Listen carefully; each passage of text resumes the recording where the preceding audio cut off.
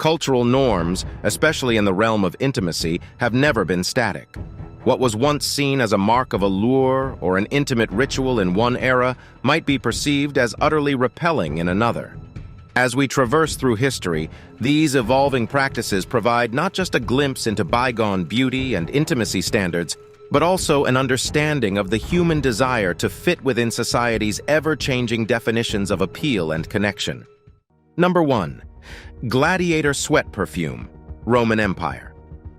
The grandeur of the Roman Empire extended to many aspects of life, including personal fragrances and aphrodisiacs.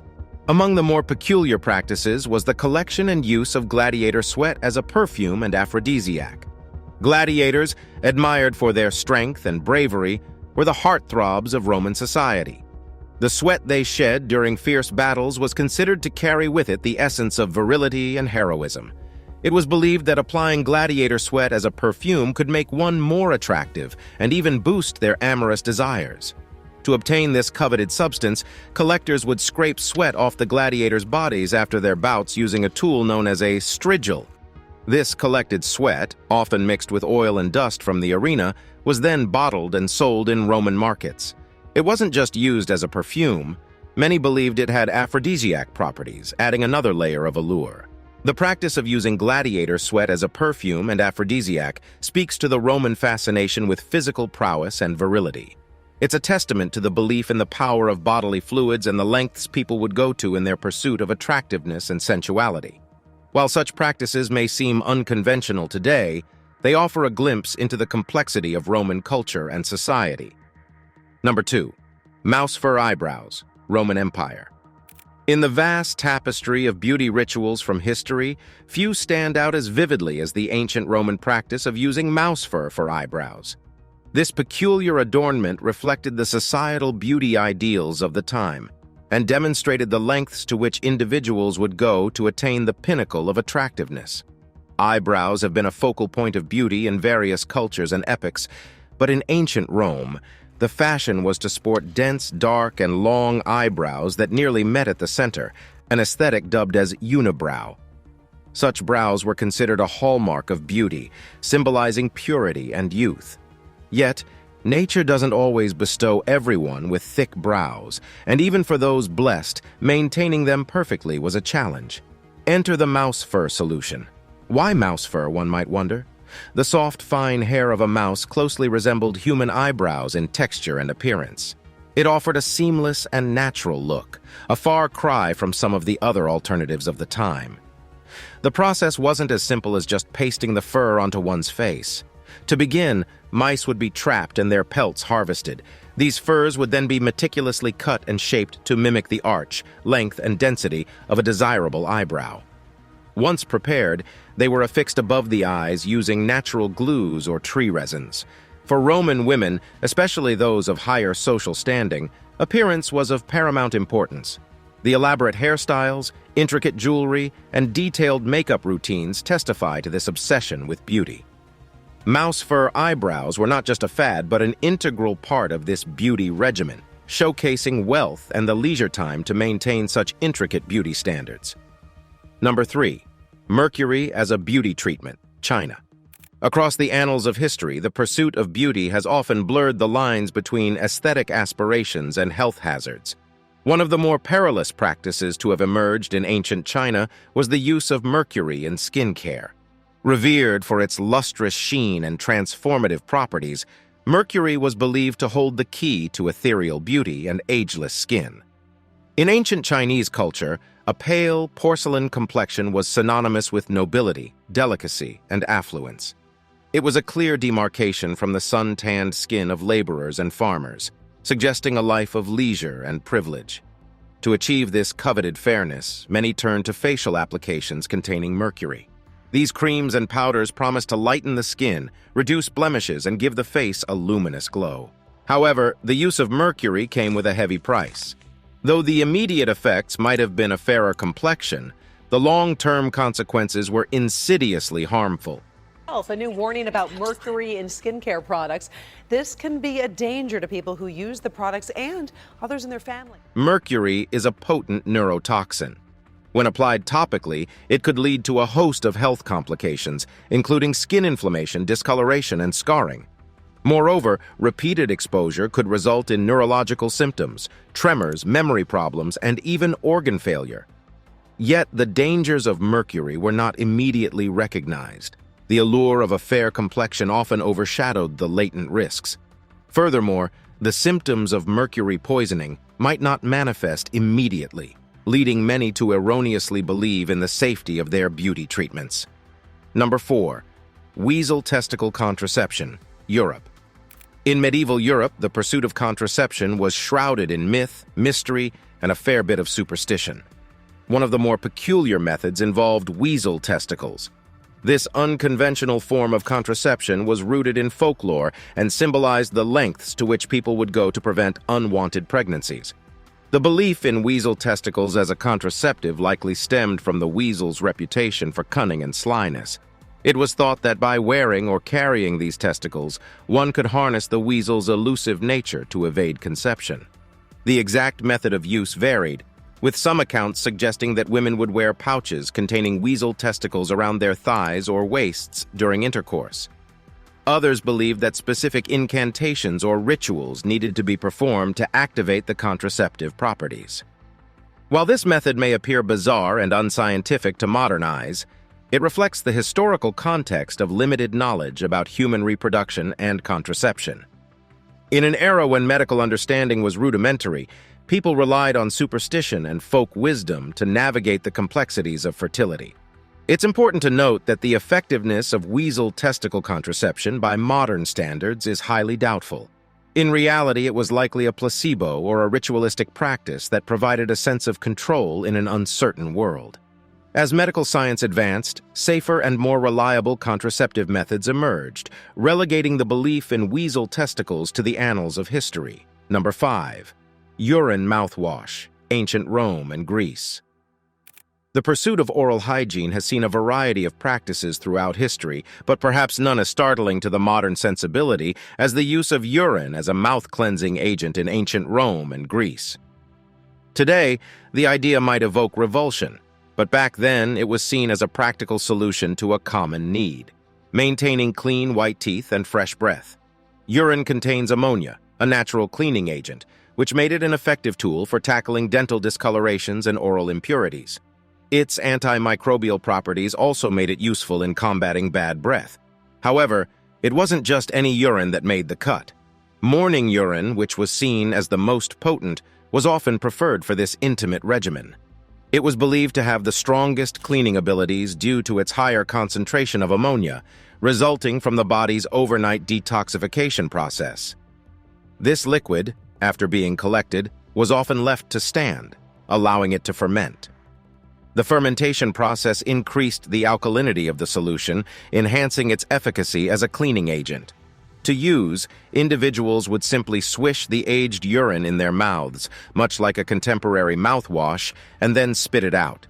But the use of urine in ancient dental care wasn't restricted to personal oral hygiene. Professional Roman and Greek launderers, recognizing the cleaning prowess of ammonia, would often use urine to bleach garments, making them appear whiter and fresher. Number 6. Crocodile dung facial, ancient Egypt. The ancient Egyptians, renowned for their profound contributions to art, architecture, and science, also had a flair for beauty and skin care that rivals even today's standards. Yet some of their practices might raise eyebrows in contemporary times, one of which was the application of crocodile dung as a facial treatment. Crocodiles, revered in the Nile-dwelling Egyptian culture, were not just seen as mighty creatures of the water, but also as a source of cosmetic elixirs. The feces of these majestic animals were believed to possess properties beneficial for the skin. Rich in nutrients due to the crocodile's diet, its dung was thought to moisturize, tone, and rejuvenate the skin. The process of this facial treatment was meticulous. The dung would be collected, dried, and then mixed with mud from the Nile. This mud, laden with minerals, acted as an exfoliant and base for the mask.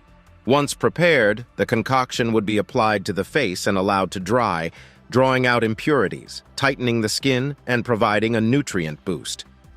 For Egyptian women, particularly those of the upper echelons, beauty was a divine pursuit. They believed that maintaining their appearance was not just a matter of personal pride, but also a spiritual duty.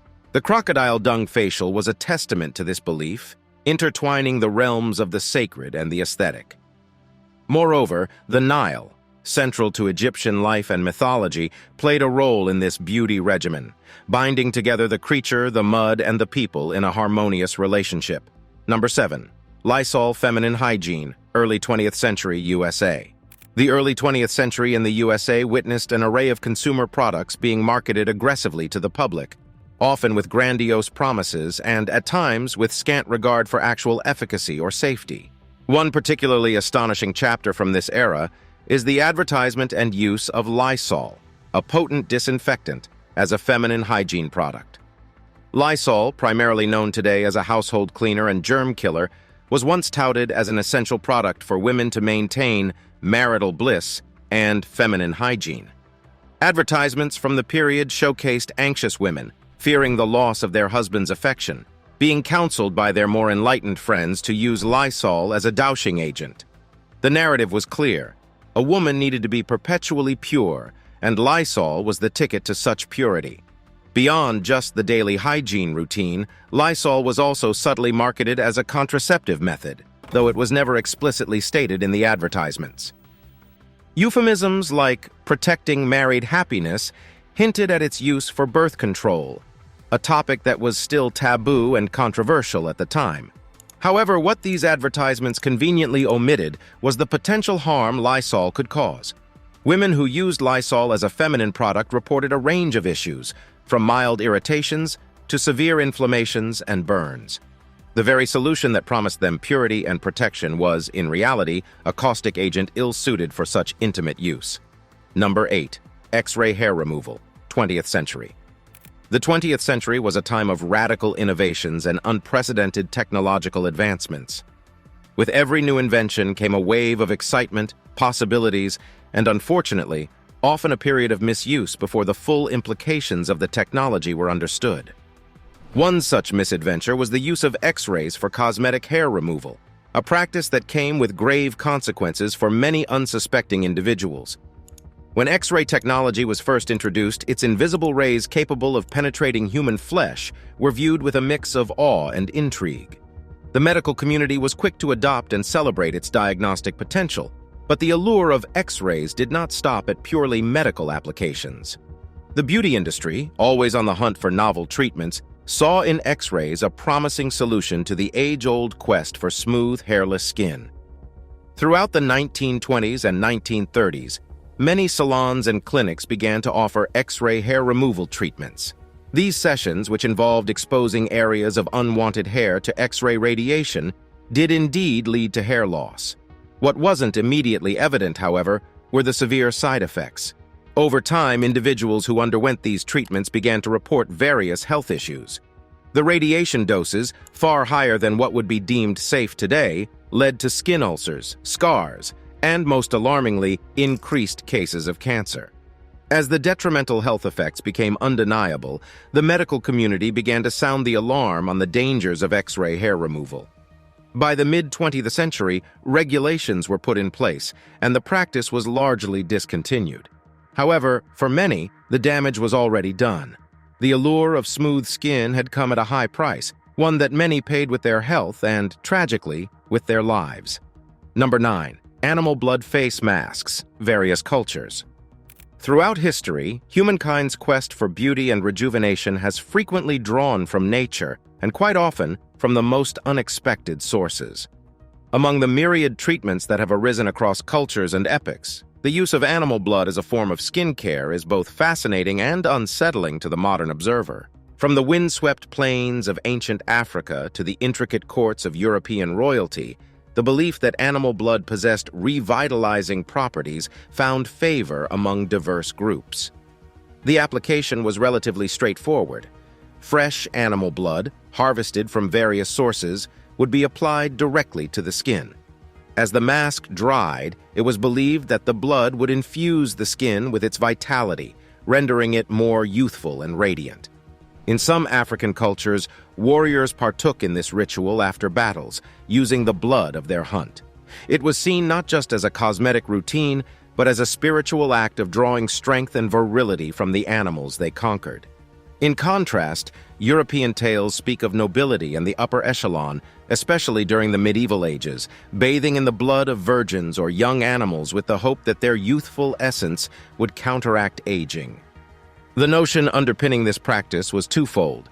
First, blood, as the life-giving force, was believed to have the power to transfer vitality. Second, specific animals based on their attributes were thought to offer unique benefits. For instance, the blood of a swift deer might be sought after to bestow agility and grace upon the user. Number 10. Tapeworm diet, 19th and 20th century. The obsession with achieving the ideal physique is not a new phenomenon. Over the centuries, the lengths to which individuals have gone to attain a desired silhouette have varied from the benign to the extreme. One of the more shocking methods to emerge from this quest was the tapeworm diet. Tonight claims that mom feeds her young daughter parasite tapeworms to make the girl lose weight for a beauty competition, which saw its popularity peak in the late 19th and early 20th centuries. The premise of the tapeworm diet was distressingly simple. Ingest a tapeworm, let it lodge in your intestines, and allow it to consume a portion of your food intake. As the tapeworm grows and thrives, the host would theoretically lose weight without needing to alter diet or increase exercise. Once the desired weight loss was achieved, a deworming medication would be taken to rid the body of the parasitic guest. Advertisements from the era showcased this method as a convenient and effective way to lose weight while you eat. Capsules purportedly containing tapeworm larvae were sold to eager customers, painting a rosy picture of effortless weight loss. However, the reality of hosting a tapeworm was far from the idyllic solution these ads promised. Not only did the tapeworm consume nutrients vital for the host's health, but it also introduced a slew of health complications. Abdominal pain, nausea, bloating, and malnutrition were just the tip of the iceberg. In more severe cases, the tapeworm could lead to cysts in vital organs like the liver, eyes, heart, and brain, causing grave health concerns. Number 11. Teeth blackening, Japan. Beauty, often hailed as a universal concept, reveals its profound cultural relativism when one traverses across time and geography. A striking illustration of this is the practice of ohaguro, or teeth blackening, which was once a pinnacle of beauty and status in Japan. Rooted deep in Japanese culture, ohaguro traces its origins to ancient times. Initially, it was a practice reserved for aristocratic women, marking their transition from childhood to adulthood. As centuries unfolded, the tradition expanded to encompass married women, signifying their changed marital status. By the Heian period, ohaguro had firmly cemented its place in the annals of Japanese beauty standards, with blackened teeth becoming synonymous with elegance, maturity, and sophistication. The process of teeth blackening was intricate. It involved coating the teeth with a mixture of iron filings dissolved in vinegar, which reacted with fermented vegetable tannins to produce a dark hue. The resulting black lacquer, resistant to wear and tear, required periodic touch-ups but was largely enduring. Beyond mere aesthetics, ohaguro had practical implications as well. The coating protected teeth from decay, ensuring that many who practiced ohaguro had healthier teeth in their later years. The contrast between the gleaming black teeth and the white facial makeup popular at the time also heightened the allure of this practice. Number 12. Arsenic consumption for fair skin, Europe. In the annals of beauty practices, few are as paradoxical as willingly consuming a known poison to achieve an idealized appearance. Yet, in Europe, particularly during the 18th and 19th centuries, this is precisely what many did by consuming arsenic to achieve the coveted pale complexion, symbolic of nobility, delicacy, and refinement. The prevailing beauty standards of the time glorified a pale, almost ethereal skin tone. It was a mark of distinction, suggesting that one was shielded from the harshness of outdoor labor and belonged to the privileged echelons of society. In this context, arsenic, a toxic substance, was paradoxically seen as a means to attain this beauty ideal. The practice involved ingesting minute amounts of arsenic, which, when metabolized, would lead to symptoms like pallor, a side effect of its toxic influence on red blood cells. Users believed that by controlling the dose and gradually increasing it over time, they could harness the whitening effects of arsenic while building an immunity to its poisonous properties. This illusion of control made the practice all the more enticing. However, the human body's response to arsenic is far from predictable. Chronic exposure, even in small doses, could lead to a host of health complications, from digestive troubles to nerve damage, and an increased risk of cancers. Moreover, arsenic had a cumulative effect, meaning that its remnants could build up in the system over time, exacerbating its toxic effects. Number 13. Belladonna Eye Drops, Renaissance Italy. In the world of beauty and allure, the eyes have always held a special place. Throughout history, various cultures have extolled eyes as windows to the soul, with poets and lovers alike getting lost in their depths. Renaissance Italy was no exception, and in a bid to make eyes appear more mesmerizing and seductive, women turned to a dangerous ally, belladonna. Belladonna, or beautiful lady in Italian, is derived from the deadly nightshade plant. A natural source of atropine, belladonna has the unique effect of dilating the pupils when introduced to the eyes. In an era where large, dark pupils were associated with innocence, vulnerability, and an almost otherworldly beauty, belladonna eye drops became a coveted beauty accessory. By dilating their pupils, women believed they were enhancing their allure, making their gaze irresistible. The intoxicating effect on the pupils was symbolic of the era's romance, drama, and fervor for heightened aesthetics. However, the beauty that belladonna bestowed came at a perilous price. While belladonna's immediate effects were undeniably captivating, prolonged usage posed significant health risks. Side effects ranged from blurred vision to sensitivity to light.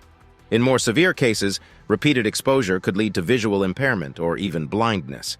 Beyond ocular concerns, belladonna could also affect the nervous system, inducing symptoms like hallucinations, rapid heartbeat, and, in extreme cases, death. Number 14. Lead makeup, various cultures. The pursuit of beauty, often guided by shifting cultural norms, has, over centuries, seen the use of a plethora of ingredients. Some, like botanical extracts, have been benign and nourishing. Others, however, have carried insidious dangers, working their harm silently. Among these, the use of lead in cosmetics stands out as one of the most perilous.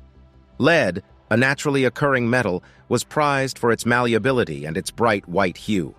This made it an attractive ingredient in cosmetics, especially in foundations, powders, and kohl eyeliners. Cultures spanning from ancient Egypt to Renaissance Europe employed lead-based cosmetics to achieve a pale, luminous complexion, or to accentuate the eyes. The appeal of lead was undeniable. It offered a smooth, even coverage, masked imperfections, and provided the coveted pale appearance symbolic of nobility and freedom from manual labor. Moreover, it was easily accessible and affordable, further boosting its popularity across various social strata. However, beneath the radiant facade, lead was wreaking havoc. Being a heavy metal, lead has neurotoxic properties. When applied to the skin, it could be absorbed into the bloodstream, accumulating over time. Chronic exposure led to a myriad of health issues. Symptoms ranged from fatigue, headaches, and muscle weakness to more severe manifestations like infertility, neurological damage, and cognitive impairments. In extreme cases, it could even prove fatal. By the 18th and 19th centuries, the health ramifications of lead were becoming more evident. Prominent figures who exhibited symptoms of lead poisoning began to draw attention to its dangers. Gradually, as the scientific understanding evolved and public awareness grew, the use of lead in cosmetics diminished. Number 15. Swallowing pearls for aphrodisiacs, ancient China. The notion of aphrodisiacs, substances that stimulate desire and heighten sensuality, has bewitched human imagination for millennia. From rare herbs to exotic spices, humanity's quest for love potions has been diverse. Among the myriad practices, the ancient Chinese custom of swallowing pearls stands out as a shimmering testament to the lengths people would go to ignite passion. Pearls, those luminescent treasures of the deep, have long held a significant place in Chinese culture. Representing purity, wisdom, and wealth, they were revered not just for their beauty, but also for their perceived medicinal properties. Ground pearl powder was believed to impart radiant skin, combat aging, and even treat certain ailments.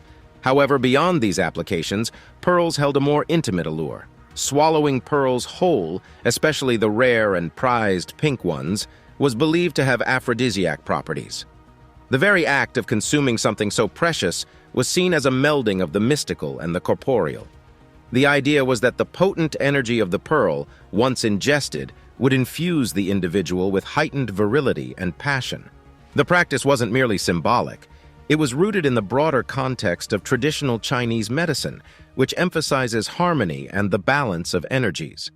Pearls, being cold in nature, were believed to balance the body's warmer energies, promoting not just physical well-being but also emotional and sensual equilibrium. However, as with many practices rooted in ancient traditions, the efficacy of pearls as aphrodisiacs remains a blend of fact, folklore, and faith. What's undeniable is the allure such practices held, reflecting deep-seated human desires and beliefs. Today, while the practice of swallowing pearls for their aphrodisiac properties has waned, the allure of pearls remains undiminished. They serve as a reminder of the intricate tapestry of beauty, desire, and cultural beliefs, and the ever-evolving understanding of intimacy across ages and civilizations.